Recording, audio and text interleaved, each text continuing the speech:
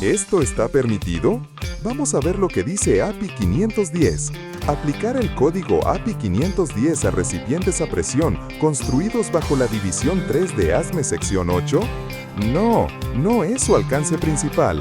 El código API 510 está diseñado para aplicarse a las divisiones 1 y 2 del código ASME BPBC sección 8, pero no a la división 3.